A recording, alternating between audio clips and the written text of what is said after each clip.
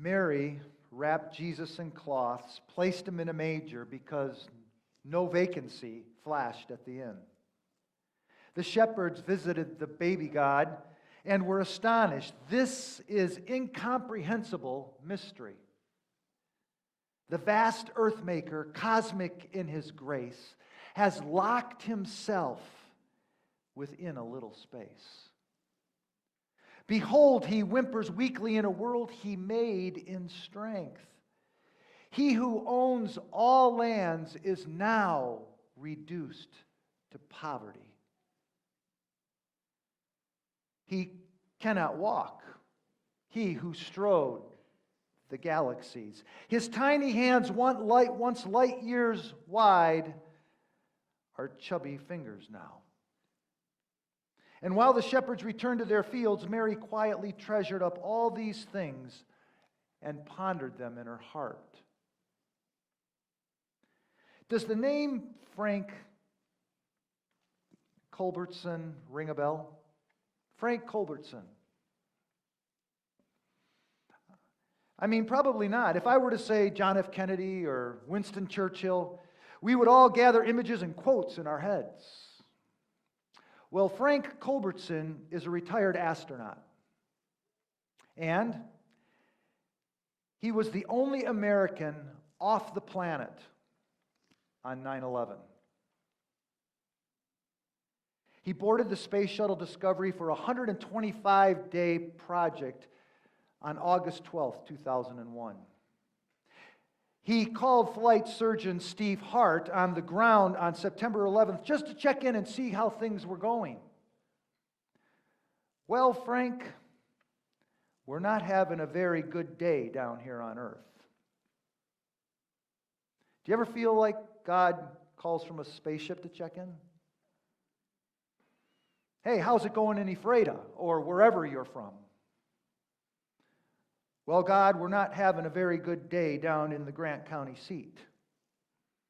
Kids got cancer, lost my job, my wife's dumped me, someone stole my car, I feel depressed, I'm all alone. Frank Culbertson said about his 9/11 moment, about 400 miles from New York City, I could clearly see the city.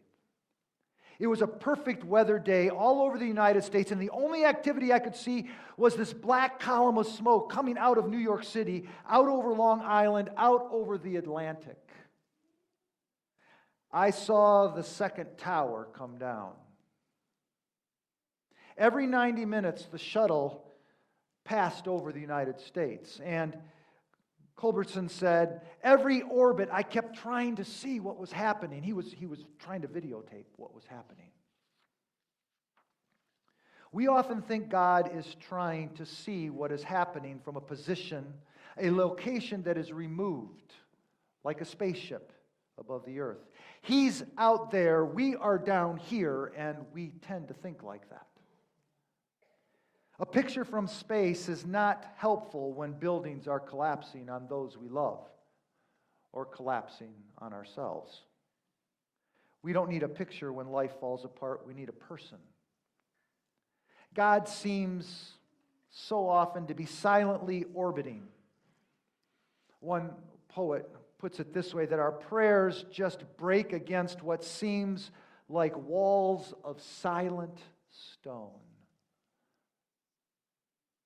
Down on earth, Father Michael Judge put feet to his heart for people.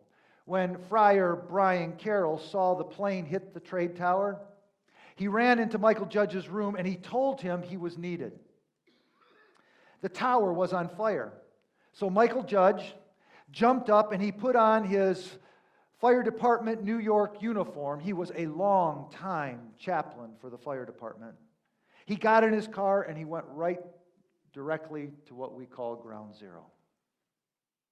He arrived at the North Tower lobby and for an hour was a reassuring presence to workers, helping, caring.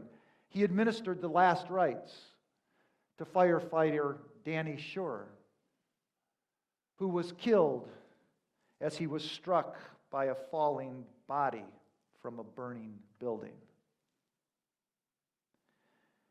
He turned after doing that and went back to the needy people inside, and then the whole building started to shake.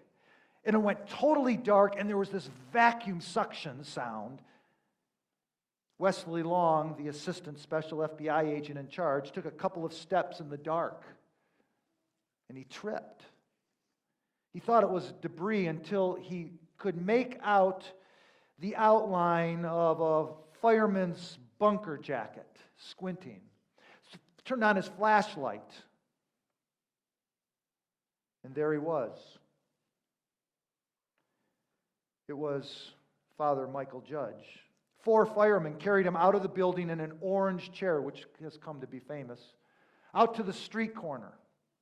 And they tried to revive him. But he was gone. One of the men placed their hand on Michael Judge's head, and all of those men prayed the Lord's Prayer over him. The firemen did not want to leave his body in the street. They loved him, so they carried him to St. Peter's Church, like Joseph of Arimathea taking the body of Jesus to the tomb. They carried him up the center aisle of that church and laid him to rest in front of the altar. And they covered his body with a white sheet, and on the sheet they put his fire badge and his stole. Michael Judge's body was the first one released from Ground Zero. His death certificate has the number 1 written on top.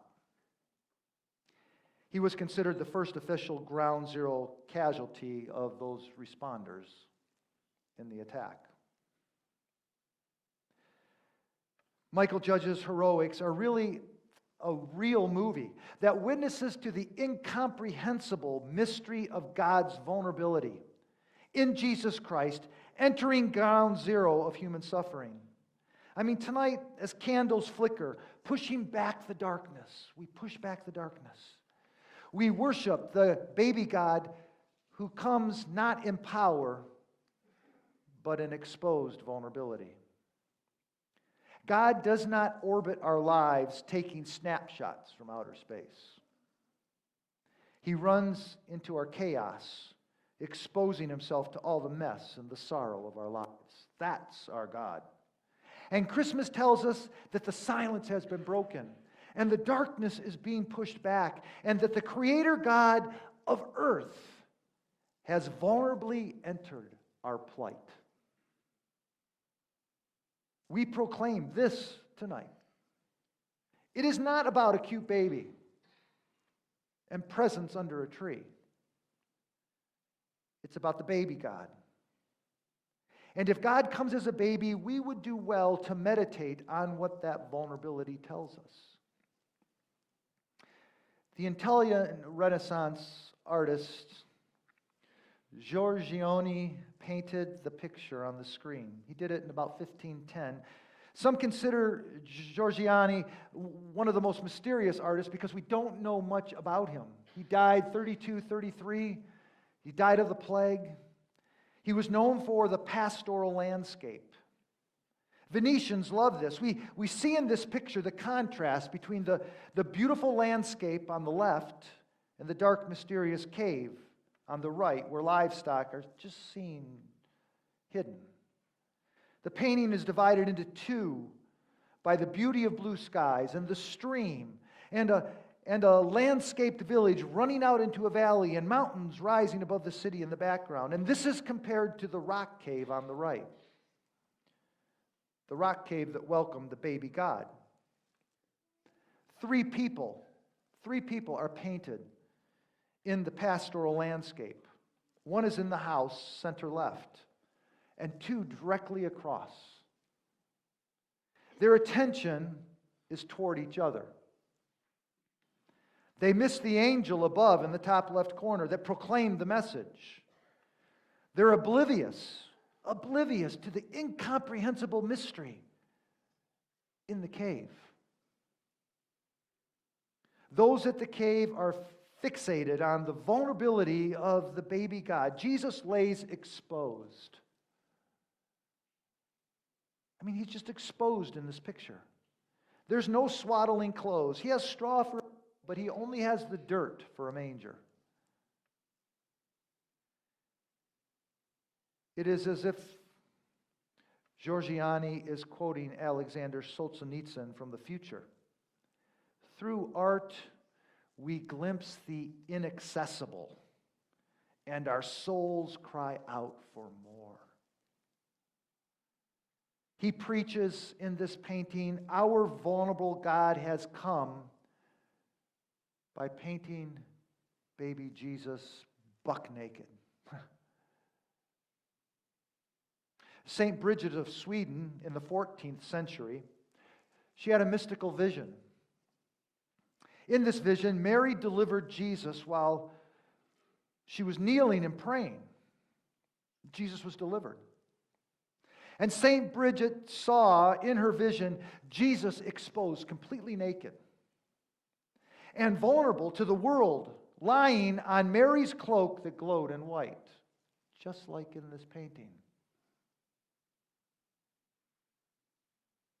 Giorgione pulls from that mystical vision of St. Bridget. And mystical vision. You know, I'm sure some here tonight sneer at that phrase, a mystical vision. The skeptical hairs on our necks rise. Well, my pastoral diagnosis of those responses is that we have been disenchanted. We have been disenchanted. We are under the demonic spell of a closed universe. We think that nothing is outside the universe. Science reigns. God is either silent or distant or, as Nietzsche said, just plain dead. But then there's Peter. He stood up on Pentecost and he preached. Jesus Christ had come as a baby, and Jesus Christ had risen, and Jesus Christ had ascended, and he had sent out these people, and he started preaching. And what does he preach? He preaches Joel's words, the prophet Joel from the Old Testament. And he says, your sons and daughters will prophesy. They're going to see visions. They're going to dream dreams. We need the spell of the baby God's vulnerability to slay us with the incomprehensible mystery of the Christmas message. Our God is not an astronaut distant from the planet, but a priest in our ground zeros. The adoration of the shepherd's painting is unique by who's at the center. It's not Mary, it's not Joseph, and it's not even the baby. We find shepherds center. One sports a red sleeve, the other a green. But both are torn and tattered. Their cloaks are shredding. They are from the other side of the tracks. They don't have an ounce of social clout. Not an ounce. They're shepherds. Yet they are attentive. They're not attentive to the beauty of the pastoral landscape, but they're just fixated on the dark ruggedness of tonight's incomprehensible mystery, that earthmaker cosmic, in his grace, has locked himself within a little space. The shepherds, in their lack of status or wealth, and the exposed naked Christ child, they communicate to us that God is approachable. Doesn't matter our life, what we bring to the table. We may lack what everyone else says a person should have, the values, the lifestyle.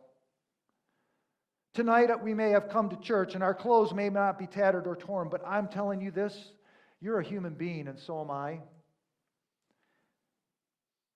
Which means that deep within we're tattered and torn, like the clothes of the shepherds. We're in need. That's what it means to have a soul, according to the Old Testament. We're needy man, needy woman. We're wounded. We have brokenness inside of us, and we are in need of healing, the healing grace of the baby, again and again and again. The hands in the painting ask us to ponder the vulnerability of God in our hearts. What is our response to the baby God? Where are we in this journey of faith? I mean, Joseph kneels, but he's trying to position his body, I think, to educate his soul. I'm not so sure about Joseph here. His hands aren't really folded like in a prayerful way like Mary's. It's like his fingertips are touching. It's like he's looking down and he doesn't know what to do. Is he all of a sudden doubting, like, did I really have that vision of the angel, that dream? Was Mary really faithful to me? Is he nervous? But more importantly, are you Joseph tonight? Are you Joseph? One shepherd stands and he holds in one hand a shepherd's staff, and in the other he's taken his hat off. He's leaning in to look. And yet there's this hint of him holding back in that leaning in. It's like he's on a cliff's edge, and he wants to look over the edge of the cliff, but he's not really sure that he should. He wants to kneel maybe, but prostration before a baby seems a little bit over the top emotional. Are you this shepherd tonight? Holding back and bowing before the baby God? Mary's hands and the kneeling shepherd hands are painted identical by Giorgione. I wonder if the shepherd is learning from Mary here, her cosmic yes. Lord, be it unto me as you have said. It's a yes that changed the world. The kneeling shepherd is deep in worshipful prayer with Mary. Are we baby God worshipers tonight? Do we allow God to reveal who He is apart from who we want Him to be? Do we allow God to reveal who He is apart from who we want Him to be? He comes to us this night in exposed vulnerability. He submits to human frailty. He enters ground zero.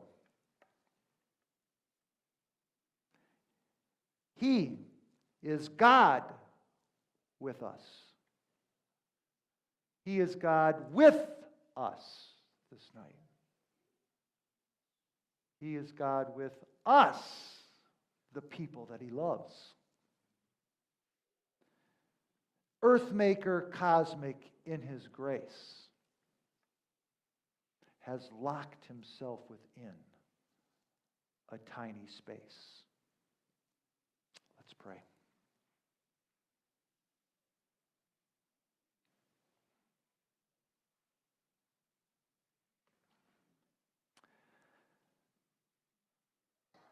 Lord Jesus, by your Spirit, the same Spirit that impregnated Mary with your life, plant that life in us, that we would have your very self growing in us, that we would become little Christ, as C.S. Lewis said, that we would be filled with your life, with your love and your joy and your peace and your patience and your kindness and your goodness and your faithfulness and your discipline, your self-control, the wisdom and understanding and common sense that comes from walking closely with you. Fill us with wonder. May we come under the spell of the vulnerability of your coming.